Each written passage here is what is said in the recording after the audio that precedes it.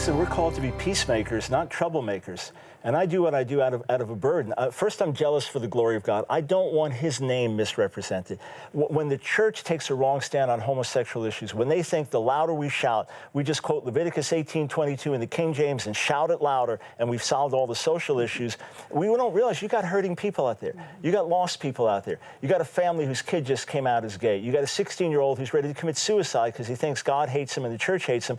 Are we considering those people as well? When I got burdened about homosexual issues about 11 years ago, it was 2004, it was quite out of the blue.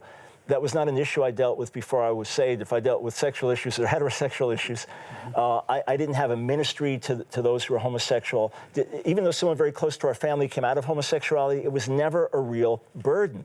But God started to burden me about what was happening in the society, what was being taught in the schools. I mean, you got a nursery school in the city where I live where the teachers can't say boys and girls. They have to address the kids as friends because you can't make gender distinctions. I'd see this kind of social madness. I see the real threat to our freedom of religion, speech, and conscience. I started to get burdened about the issues, but then I wanted to get to know the people. I'd sit and talk with anyone I could. Once I heard they were gay or lesbian, I'd say, tell me your story. Tell me about your life. Tell me what you've experienced. And I read all the books that I can where they tell their stories. There's someone who's a gay pastor and trying to justify it and how he tried to have demons driven out of him, how he was suicidal, now he's accepted that the Bible is accepting of homosexual practice and so on. I'd read their stuff. Sometimes the agony would be so great, I'd put the book down and get in the room alone and cry. I said, God, I don't want to hurt these people. I want to help them. And the Spirit gave me a clear word. Reach out and resist. Reach out to the people with compassion, resist the agenda with courage.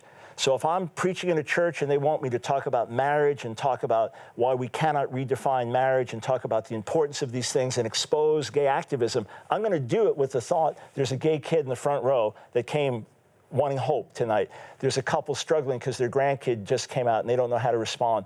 So I want to stand strong against the agenda. We must. Martin Luther King said the church must be reminded it's not the master of the state or the servant of the state, but the conscience of the state. We must be the conscience of the society. We must be that light in darkness. We understand that.